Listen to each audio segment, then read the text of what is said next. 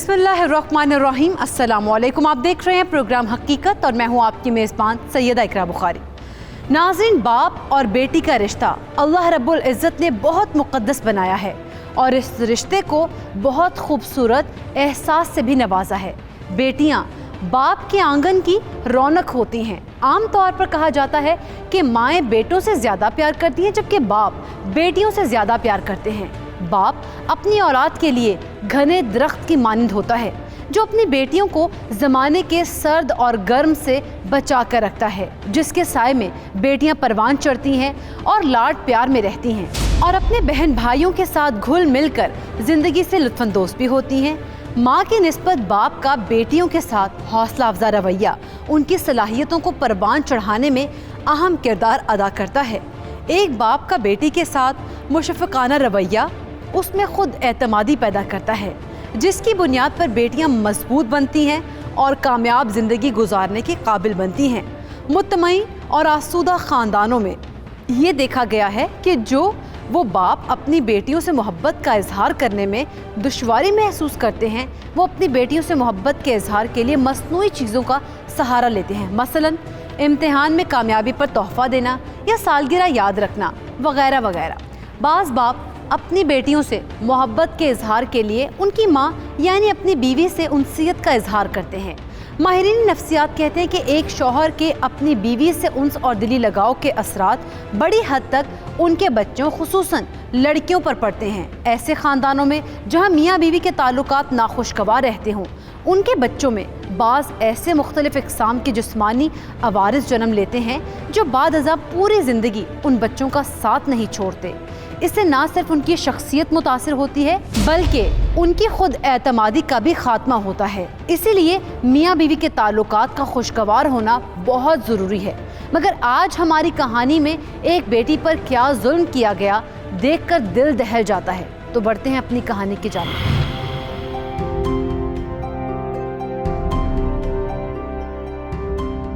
यार नुमान, मैं जब भी बतौर सहाफ़ी क्राइम स्टोरी कवर करता हूँ ना तो मेरा दिल फट सा जाता है। पता नहीं लोग कैसे कैसे भयानक काम सर अंजाम देते हैं। मुझे लगता है लोगों के दिलों से इंसानियत ही खत्म हो चुकी है। अबे साहब, आप बिल्कुल ठीक कह रहे हैं। मेरा काम सारा दिन मुजरमों की वारदात सुनना है। बहुत बेहिस हो गए हैं लोग। किसी इंसान का खून बहाना बहुत ही आम बात हो गई है। हाँ यार, फिर मैं ये भी सोचता हूँ कि बतौर सहाफ़ी मैं इन मसाइल को ख़बरों में शामिल नहीं करूँगा तो लोग कैसे जान पाएंगे और उनकी आवाज़ हुकाम बाला तक कैसे पहुँचेगी। अब साहब, आपको पता नहीं है कि आप कितना नेक काम कर रहे हैं। हाँ, हमारे माशरे में लोगों की ये सोच ज़रूर है कि क्राइम स्टोरीज से माशरे की नफ्सियात पर कितना असर पड़ता है। यार, नफ्सियात पर असर तो छोड़ दो, अगर हम जुर्म के खिलाफ आवाज़ नहीं उठाएंगे तो जुर्म बहुत तेज़ी से ताकतवर हो जाएगा और हो सकता है मजलूम को इंसाफ देर से मिले या फिर कभी मिल ही ना सके। अब साहब, आप बिल्कुल ठीक कह रहे हैं।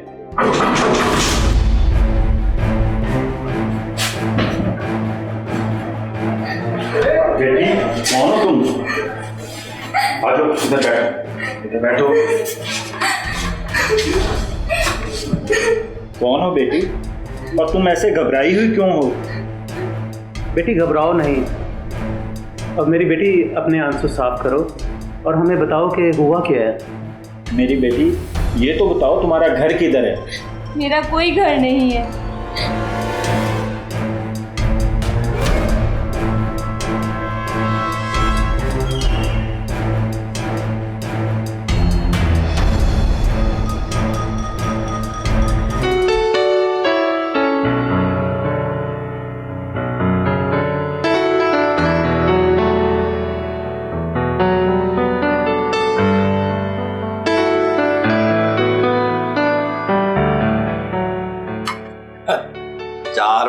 हमारी शादी को देख, लगता है अभी कल परसों की बात है। सही कह रहे हैं आप, वक्त का पता ही नहीं चला और अल्लाह ने हमें उम्मीद भी दिखा दी है।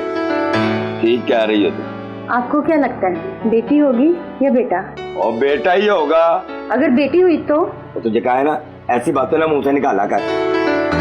कभी कभी ऊपर वाला बड़ा नजदीक होके सुन लेता है। दिल तो मेरा भी ये कहता है कि बेटा हो, आने वाले वक्त में वो हमारा सहारा बनेगा। बस अगर मगर कुछ नहीं है, कोई ऐसी बात नहीं है।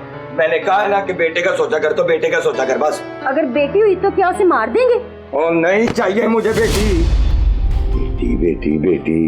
आप इतना बेटियों से चिढ़ते क्यों हैं? और देख, एक तो ना वो वालिदैन का सहारा बन सकती है, ऊपर से बदनामी का खौफ अलग से सर पे मंडराता रहता है। मेरे माँ बाप भी यही सोचते थे, इसीलिए उन्होंने ना मुझे पढ़ाया और ना ही मेरी इज्जत की।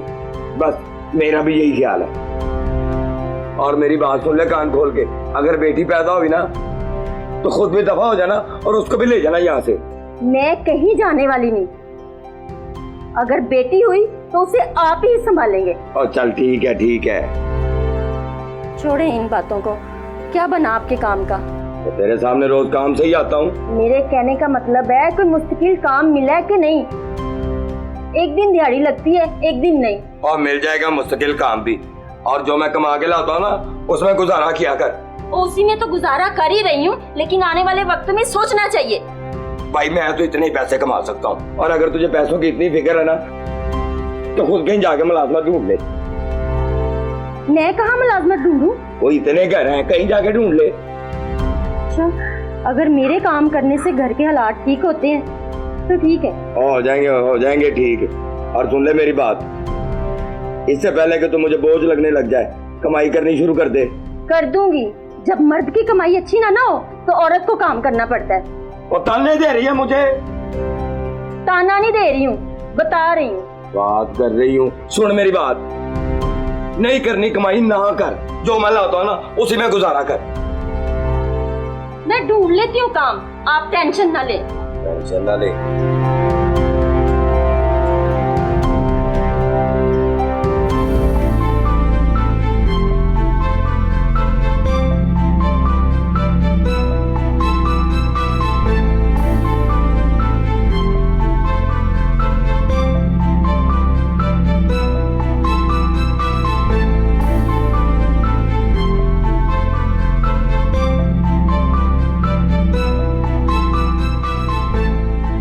क्या बात है, बहुत उदास और परेशान बैठी हूँ? कुछ नहीं, बस अपनी औलाद के बारे में सोच रही थी। नजमा, ये तो अल्लाह का काम है, तुम खामखा परेशान ना हुआ करो। अल्लाह औलाद की आजमाइश किसी दुश्मन को भी ना दे। देखो, बहुत से ऐसे लोग हैं जिनको अल्लाह ताला ने औलाद दी ही नहीं, हमें तो फिर भी अल्लाह ताला ने एक बेटे से नवाजा। मगर क्या करें, ना वो सुन सकता है ना वो बोल सकता है। उसे देखकर दिल खून के आंसू रोता है। उसका इलाज करवा रहे हैं, इंशाल्लाह उसे कहीं ना कहीं से शिफा मिल जाएगी। पता नहीं कब मिलेगी शिफा, मैं तो उसके लिए रोज दुआएं भी करती हूँ। तुम अपनी दुआएं जारी रखो और मैं उसका इलाज जारी रखता हूँ, और परेशान होना बिल्कुल छोड़ दो। आई समझ? मगर जमील, मैं फिर भी एक माँ हूँ, चाह कर भी उसका गम नहीं भुला सकती। मेरी तरफ देखो, मैं भी तो बाप हूँ। तुम्हें क्या लगता है मैं अपने बेटे का गम भुला सकता हूँ? नहीं, आपके लिए भी एक सख्त आजमाइश है, मुझे मालूम है। बस फिर मुस्कुराओ और गम जिंदगी भूल जाओ। आप मेरे बेटे को ना किसी बुजुर्ग के पास भी ले जाएं। हो सकता है उनकी दुआ से ये बिल्कुल ठीक हो जाए। हाँ, क्यों नहीं, जरूर लेकर जाऊंगा और इंशाल्लाह वो ठीक भी हो जाएगा।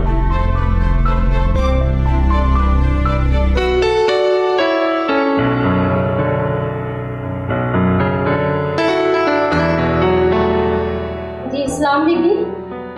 वालेकुम अस्सलाम। ये तो अच्छा किया सलमा आपा ने कि तुम्हें हमारे घर काम के लिए भेज दिया। हमें तो बहुत अरसे से काम वाली की तलाश थी। जी बीबी जी। ये बताओ कितने पैसे लोगी? बीबी जी जैसा आपको मुनासिब लगे। चलो ठीक है, मैं तुम्हें 3000 रुपये दे दूंगी। तुमने बर्तन, कपड़े और घर की सफाई करनी है। जी। खाना मैं खुद बना रही थी। जी बीबी जी। अच्छा ये बताओ तुम्हारे घर में कौन कौन है? बीबी जी मैं और मेरा मियाँ। अच्छा चलो ठीक है, मैं तुम्हें ना किचन का काम समझाती हूँ। जी बीबी जी।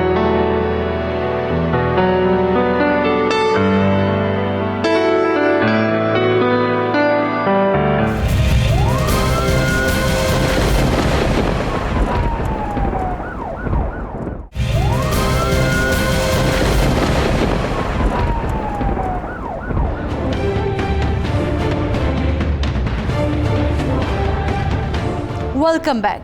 नाज़रीन, ब्रेक पर जाने से पहले हमने देखा कि फरजाना, जो कि एक मासूम 12 साल लड़की थी, घर के हालात से तंग आकर घर से भाग आई थी।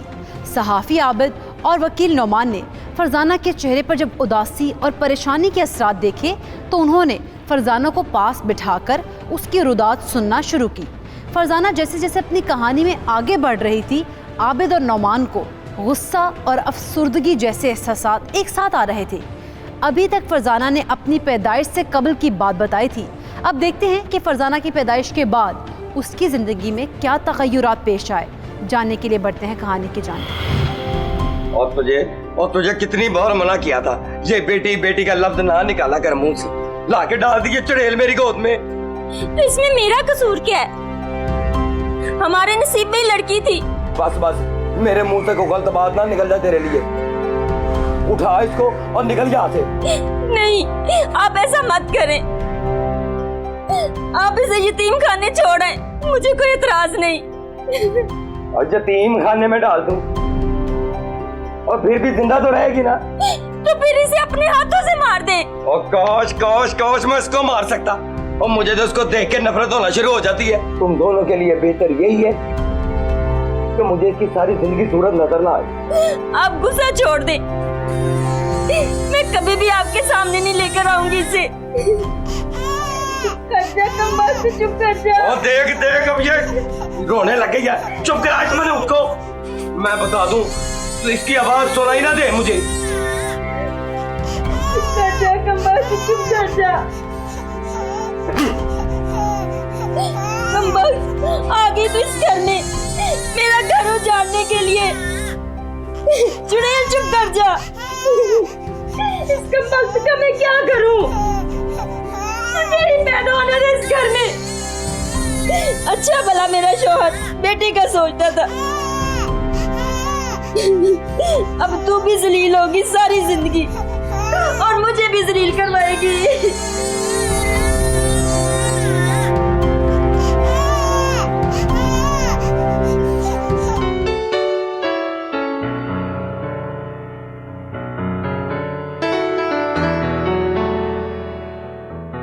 काम करने वाली आजकल नजर नहीं आ रही, क्या उसको भगा तो नहीं दिया? नहीं, ऐसी कोई बात नहीं है। उसके घर बेटी पैदा हुई है इसलिए नहीं आ रही है, एक आध दिन में आ जाएगी। अच्छा, लेकिन इन काम वालियों से ज़्यादा बातें नहीं करते, वरना ये सर पे चढ़ जाती है। आप फिक्र ना करें, मुझे पता है किसको किस हिसाब में रखना है। हमारा बेटा अभी तक सो रहा है? हाँ, अभी सोया हुआ है। मैंने खाने का पूछा था उसको, मगर वो कह रहा था मुझे भूख नहीं है। हाँ चलो ठीक है, उसे आराम करने दो, लेकिन उसकी दवाई का ख्याल रखना, टाइम पे उसको दवाई दिया करो। ये भी कोई बात करने वाली है? मैं उसकी दवाई में भला लापरवाही कैसे कर सकती हूँ? ठीक है। अस्सलाम वालेकुम बीबी जी। वालेकुम सलाम। तुम आवे? जी बीबी जी। और ये क्या, इस लड़की को साथ ले आई हो? इसको संभालोगी या घर का काम करोगी? बीबी जी, घर में कोई भी नहीं था इसलिए मैं साथ ले आई। सारे घर का काम पड़ा हुआ है, ये सारा काम करोगी तो तुम्हें पैसे मिलेंगे। ये ना हो कि सारा दिन तुम इस लड़की के साथ चिमटी रहो। नहीं बीबी जी, मैं सारा काम कर लूँगी। ठीक है बेगम, ये अपना काम खत्म कर दे तो फिर इसको तनख्वाह दे देंगे। अरे अभी महीने में 15 दिन पड़े हैं, और बिल्किस मैं तुम्हें सिर्फ 15 दिन के पैसे दूंगी, इसलिए कि तुम आई ही इतने दिनों के बाद हो। जी बीबी जी, बस इसके दूध के पैसे दे दिया करें। मैंने कोई इस लड़की का ठेका नहीं उठाया हुआ। तुमसे काम नहीं होता तो नहीं करो, मैं कोई और लड़की ढूंढूंगी। नहीं बीबी जी, मैं काम करूंगी। तो बेगम इसको दूध के पैसे दे दिया करें। प्लीज जाओ, तुम अपना काम करो। तुम्हारा शौहर इस बच्ची के दूध के पैसे नहीं देता क्या? नहीं बीबी जी, जब से ये पैदा हुई है मुझे खर्चा देना बंद कर दिया। क्यों, ये लड़की उसकी नहीं है? नहीं साहब जी, ऐसी बात नहीं है, उसे बेटे की ख्वाहिश थी, इसलिए जब से मेरे यहाँ बेटी पैदा हुई है उसने मुझसे मुंह ही फेर लिया। सही कह रहा है वो, बेटे की ख्वाहिश किसे नहीं होती। जी साहब जी, मैं काम कर लूँ घर का सारा? ठीक है, जाओ काम करो। ठीक है बेबी जी।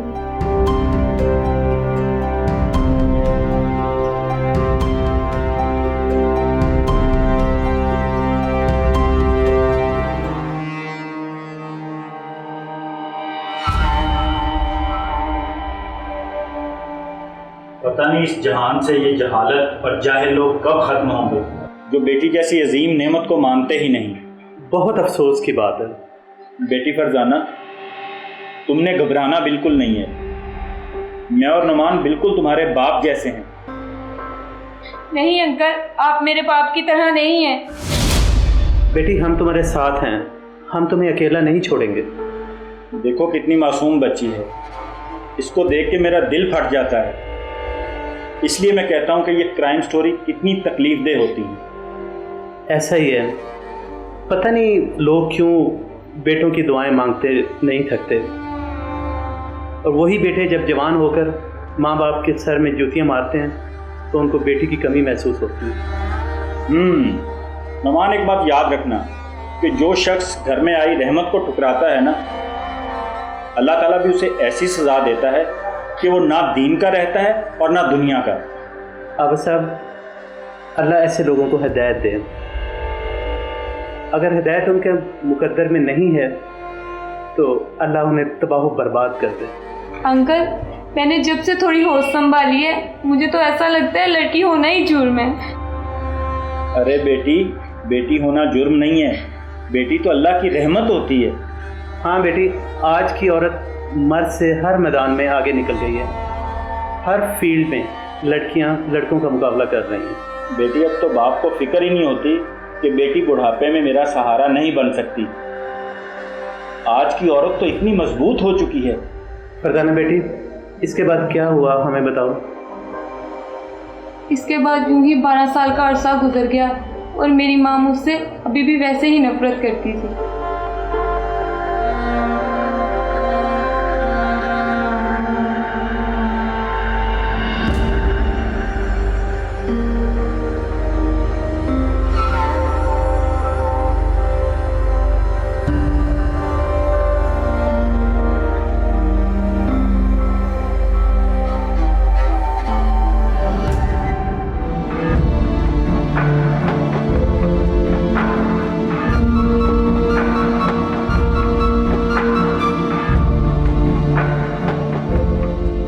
अभी तक बर्तन नहीं धुले तुझसे। खामोश क्यों हो, बोलो तो सही। जवाब भी क्यों नहीं दे रही? जी अम्मी जी, बस थोड़े से रह गए। जल्दी से धो लो बर्तन, अभी सफाइयाँ भी करने वाली है। जी अम्मी जी। जी अम्मी जी, कल मुई पता नहीं जब से पैदा हुई है बेड़ा गर्क ही कर दिया मेरा।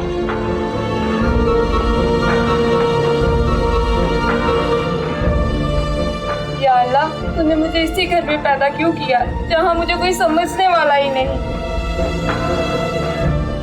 क्यों री कम वक्त, फल रखा था अंदर, खा गई हो क्या? नहीं अम्मी। नहीं अम्मी, तो कहाँ गया फल?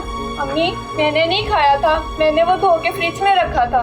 तुझे किसने कहा था कि धो के फ्रिज में रख? बस अब रोती रहना। रोती जाएगी, जल्दी काम कर ले।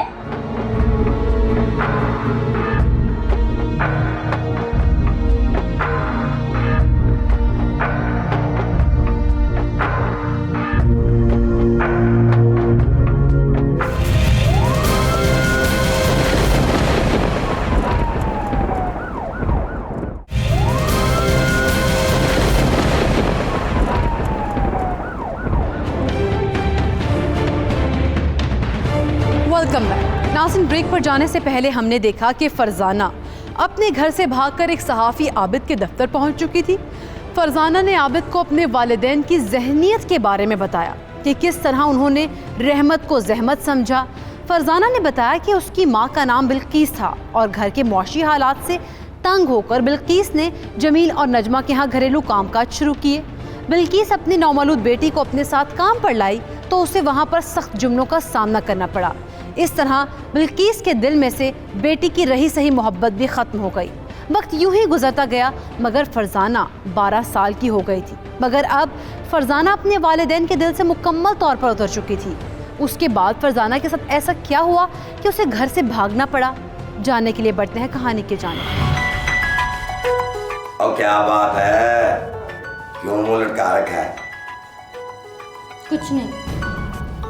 और कुछ बोलेगी भी मुंह से? क्या हुआ तुझे? तो क्या मुंह खोलूं? ना इस घर के हालात ठीक होते हैं, दिल्ली तक खर्चने के लिए नहीं है। तू तो शुरू से ना शुक्री है और ना शुक्री रहेगी तू तो। क्या मतलब है तुम्हारा? और भाई मैं तो जो कमाता हूँ ला के तुम्हें दे देता हूँ, बस ऐसे तुम तो लगी रहती हो।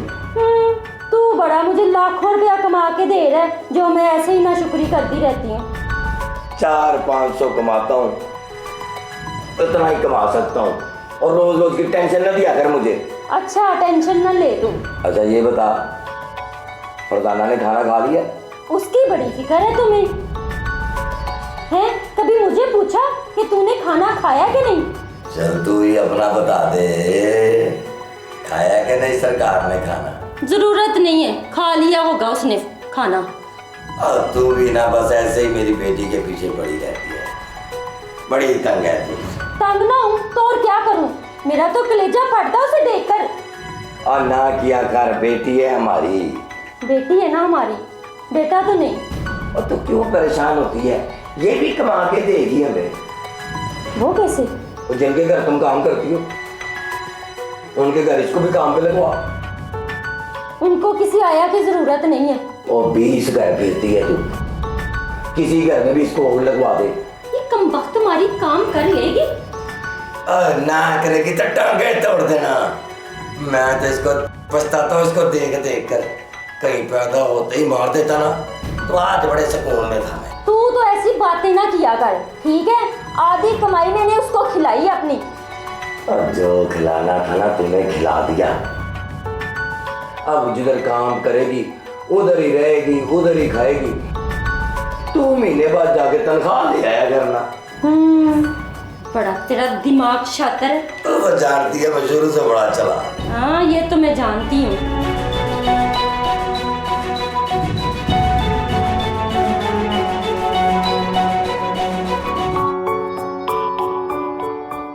आपने हमारे बेटे फकीर की शादी का कुछ सोचा है? आपको पता है, मैंने उसके रिश्ते की कई जगह पे बात की है, लेकिन वो देख के इनकार कर देते हैं। पता नहीं क्या होगा। अल्लाह खैर करे, जब तक हम जिंदा हैं अपने बेटे की देखभाल करते रहेंगे। एक ना एक दिन तो हमें इस दुनिया से जाना ही है। इसके बाद क्या बनेगा मेरे बेटे का? तुम परेशान ना हो, मैं कुछ ना कुछ करूँगा। कुछ करना है तो बस जल्दी से कुछ कर लो। बस नजमा, जो इंसान सुनने और बात करने की सलाहियत से महरूम होता है ना, उसकी ज़िंदगी बड़ी तंग हो जाती है। लेकिन तुम फिक्र ना करो, मैं अपने बेटे की ज़िंदगी में किसी किस्म की कमी नहीं आने दूंगा। अल्लाह किसी भी वालिदैन को औलाद की आजमाइश में मुब्तला ना करे। अब ये आजमाइश हमारे मुकद्दर में आ चुकी है, अब इसे भुगतना तो पड़ेगा। कितना इलाज करवाया है पर उसे शिफा नहीं मिली। क्या कह सकते हैं नजमा, अब सब्र से काम लेना होगा।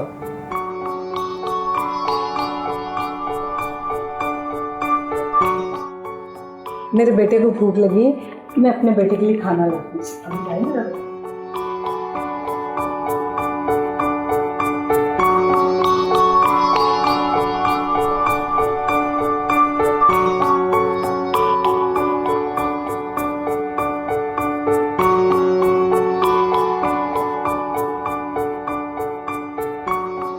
बेटा खाना लाती है।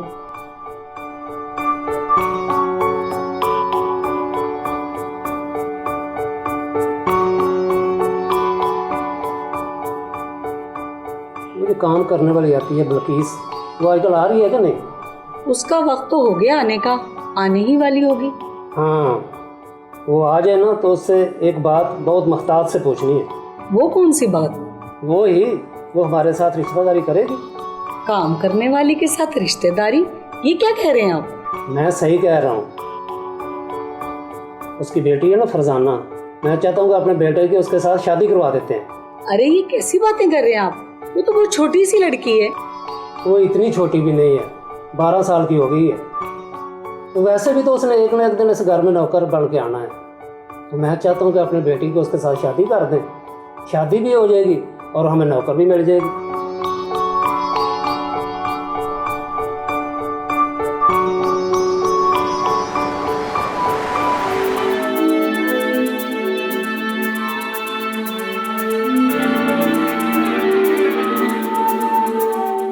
चल बस कर। ये बता, तेरी बेटी फरजाना कैसी है? ठीक है बीबी जी, उससे क्या होना है? उसकी शादी के बारे में सोचा है तूने? नहीं बीबी जी, अभी तो इसके लिए 4 पैसे जोड़ूंगी, फिर इसकी शादी करूंगी। फिलहाल तो इसके लिए काम ढूंढ रही हूँ। कोई जरूरत नहीं तुझे उसके लिए काम ढूंढने की। क्या मतलब बीबी जी? मैं आपकी बात समझी नहीं। देख, मैं ना काफी दिनों से बिल्किस तेरे से बात करने वाली थी, मगर मुझे मौका नहीं मिल रहा था। आज वक्त है। बताएं बीबी जी। देख, तूने अपनी बेटी की शादी कहीं ना कहीं तो करनी ही है ना? हाँ करनी तो है। तू अपनी बेटी को हमारे हवाले कर दे, मैं तुझे 5 लाख रुपए भी दूंगी। क्या मतलब बीबी जी? मैं समझी नहीं। बेवकूफ, मैं तुझसे तेरी बेटी का हाथ अपने बेटे के लिए मांग रही हूँ। देख, और तुझे पैसे भी दे रही हूँ। इस तरह तेरी बेटी की शादी भी हो जाएगी, और तीसरा ये कि उसके लिए काम काज की भी तुझे जरूरत नहीं पड़ेगी ढूंढने की। ये तो बहुत अच्छी बात की बीबी जी, मगर पैसे थोड़े कम है। हाँ अच्छा, चलिए बता, तुझे कितने पैसों की जरूरत है? बीबी जी 12 साल लगे हैं मुझे उसे पालते हुए। इस हिसाब से कम 20 लाख तो होना चाहिए। 20 लाख? बिल्किस तू पागल हो गई है? 20 लाख में तो मैं अपने बेटे की 4 शादियां कर दूं। एक तो मैं तुझसे शादी का सामान नहीं मांग रही हूँ, तुझे पैसे भी दे रही हूँ, उल्टा तू मुंह फाड़ के बैठी हुई है। बीबी जी आप तो नाराज ही हो गई हैं। आपको पता है अभी बच्ची 12 साल की हुई है, अभी तो उसकी शादी की उम्र भी नहीं है। आपका बेटा ना तो बोल सकता है ना सुन सकता है। करवा लें अपने बेटे की 4 शादियां। इसका मतलब है तुझे 20 लाख रुपए चाहिए। चल ठीक है, 10 लाख में तुझे पहले दे दूंगी, 10 लाख शादी के बाद दे दूंगी। अब तो खुश है ना तू? जी बीबी जी मैं खुश हूँ, मगर मैं अपने बंदे से बात करके फिर बात पक्की करूंगी। चल ठीक है, तू बात करके मुझे बता देना। चल एक हाथ लगा ले।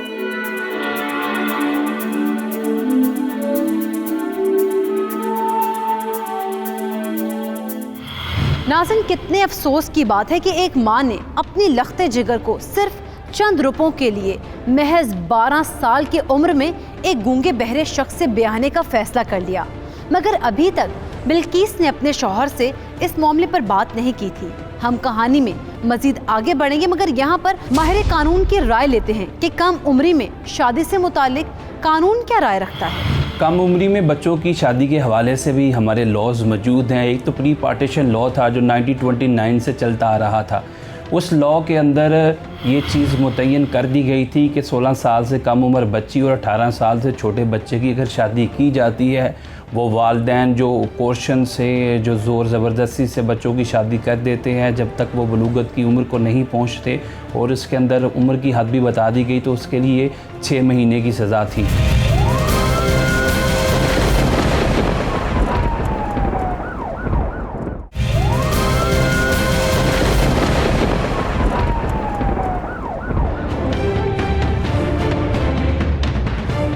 Welcome back. ब्रेक पर जाने से पहले हमने देखा कि फरजाना की मां बिल्किस अपनी 12 साला बेटी की शादी 35 साला शख्स जो कि गूंगा भी है, बहरा भी है, उससे करने की हामी भर लेती है। अब क्या फरजाना की शादी 35 साला आदमी से हो जाएगी या फिर वो इस चुंगल से बच जाएगी, हम देखेंगे। मगर यहाँ पर हम जानते हैं माहिर कानून की राय कि फरजाना के मुजरिमान को पाकिस्तानी कानून के मुताबिक कितनी सज़ा मिल सकती है। 2019 में हमारी पार्लियामेंट ऑफ पाकिस्तान ने इस पर बड़ी मौसर कानून साजी की, और इस कानून साजी पे इस लॉ को अपडेट किया गया और इसमें अमेंडमेंट्स की गई और इस सज़ा को बढ़ा दिया गया। जो कि गुज़िश्ता हमारा जो मैरिज स्ट्रेन एक्ट था उसमें 6 महीने थी, इसको अल्टर करके, इसको अमेंड करके अब जो मौजूदा कानून के तहत सज़ा है वो 3 साल है। और जो भी वालिदैन हैं जो कि 16 साल से कम उम्र बच्ची या 18 साल से छोटे उम्र बच्चे को ज़बरदस्ती, कोर्शन से, फ्रॉड से या मिसरिप्रेजेंटेशन से इनकी शादियाँ करवाते हैं, तो उनके लिए ज़ाब्ते के अंदर 3 साल सज़ा मुकर्रर कर दी गई है। मेरे हिसाब से ना तूने 20 लाख बहुत कम मांगे। और ये क्या बात हुई? 10 लाख पहले, 10 लाख बाद में। वो एक ही दफा 20 लाख पकड़ लेती, कहीं बाद में मुकर ही ना जाए। ये तो मैंने सोचा ही नहीं। चलें ठीक है, मैं बीबी जी को बोल दूंगी कि 20 लाख पहले देने होंगे। अगर वो ना दे तो ज्यादा जोर मत देना, 10 लाख ही पकड़ लेना। फिर ठीक है, जैसा ही तू कहता है मैं वैसे ही कर दूंगी। है ही तो बड़ी अच्छी, मेरी सारी बातें मानती है।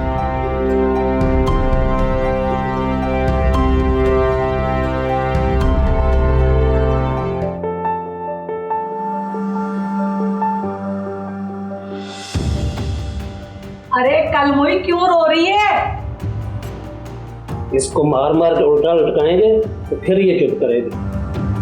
हमारे 10 लाख रुपए खर्च हो गए और इस मनहूस का रोना बंद नहीं हो रहा। मुझे उस निकाह खां पे हैरत हो रही थी, वो तो निकाह ही नहीं पढ़ा रहा था, कह रहा था ये गैर कानूनी है। चलो कोई बात नहीं, हमें निकाह हाँ मिल ही गया। मुझे लगता है हमसे गलती हो गई। वो क्या करें? हमें इस लड़की के माँ बाप से पैसों के मामले में स्टाम्प पेपर लिखवा लेना चाहिए था, ताकि ये लोग कल वो हमें बोल ना सके। कोई बात नहीं बेगम, अभी हमने उनको 10 लाख रुपए देने, जब 10 लाख रुपया देंगे तो लिखवा लेंगे। ठीक है। अच्छा चलो छोड़ो भाई, अपने बेटे को अकेला छोड़ देते हैं भाई, उसकी दुल्हन आई है। आप भी ना चलें, चलते हैं। आप चले, मैं थोड़ी देर अपने बेटे के पास अकेला बैठूंगा। चलो ठीक है।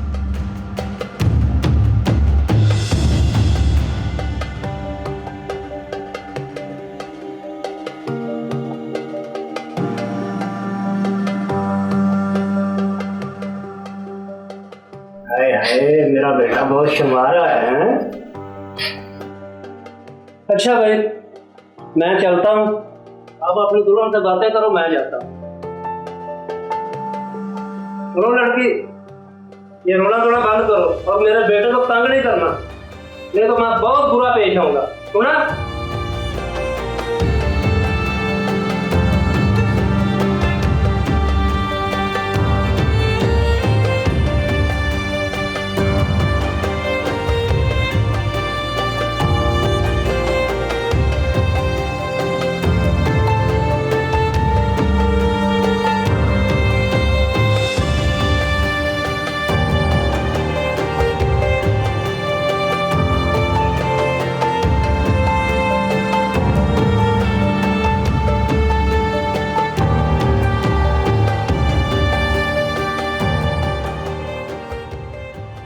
क्या हुआ फरजाना?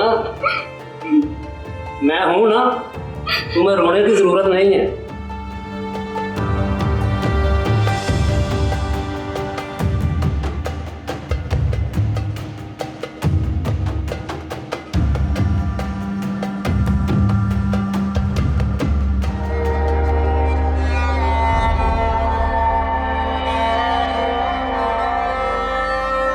अफसोस, सद अफसोस बेटी, मैं तो तुम्हें दिलासा देने के काबिल भी नहीं रहा।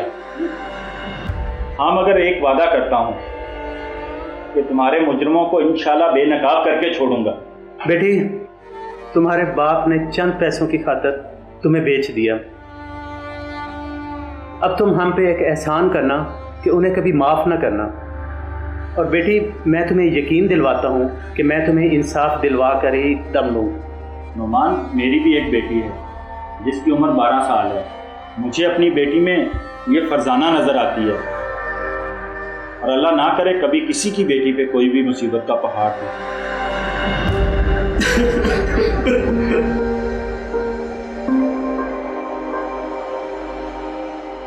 बेटी, तुम मेरे घर में रह सकती हो, वहां तुम्हारे छोटे छोटे बहन भाई होंगे, तुम्हारा दिल लगा रहेगा।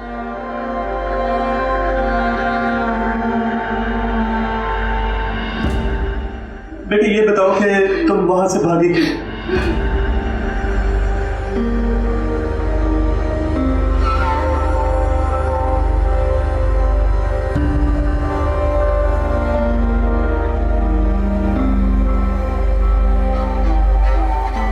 बेटा तू खुश तो है ना?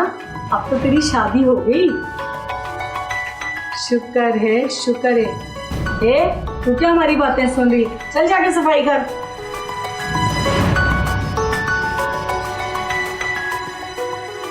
अच्छा बेटा, चल मेरे साथ चल, मैं तुझे नए कपड़े लेकर दूंगी।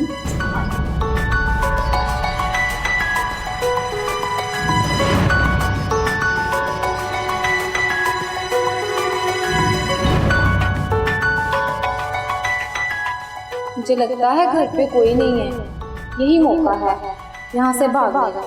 लेकिन मैं भाग के जाऊंगी कहाँ? जहाँ भी जाऊँ लेकिन यहाँ नहीं रहूँगी।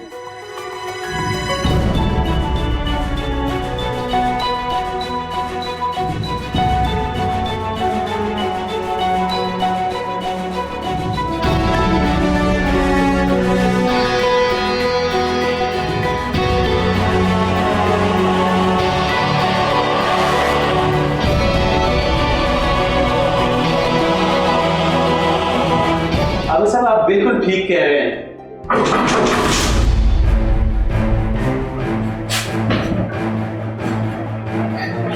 बेटी कौन हो तुम? आ जाओ इधर बैठो। कौन हो बेटी, और तुम ऐसे घबराई हुई क्यों हो? बेटी घबराओ नहीं। अब मेरी बेटी अपने आंसू साफ करो और हमें बताओ कि हुआ क्या है। मेरी बेटी ये तो बताओ तुम्हारा घर किधर है? मेरा कोई घर नहीं है।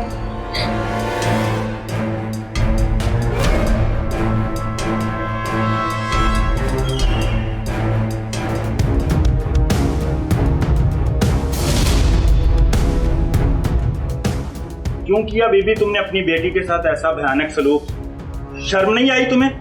तुम सहाफी हो गए अपने घर पे और मेरी बेटी तुम्हारे पास है। मैं तुम्हारे खिलाफ पर्चा दर्ज करवाऊंगी। बीबी तुम्हारी बेटी हमारे पास नहीं है, अदालत ने उसे दारुल-अमान भिजवा दिया। और नज़ाकत तुम बाप हो या जल्लाद हो, अपने घर में आई हुई अपनी बेटी अपनी रहमत को नहीं पहचान सके। कितने पैसों में बेचे अपनी बेटी को, कितने में सौदा किया उसका? अब बकवास बंद कर अपनी, ये मेरे घर का मसला है, तो गलत है पूछने वाला। निकलो इधर से, वरना मुझसे बुरा कोई नहीं होगा। अबद सांप का सर जब तक न कुचला जाए वो जहर उगलता ही रहता है। इसे तो मैं हवालात में बंद करवाऊंगा। एक नन्हे फूल को कुचल के रख दिया इस शख्स ने। और पूरी दुनिया में ऐसे दरिंदों को बतौर सहाफी बेनकाब करना मेरा फर्ज है।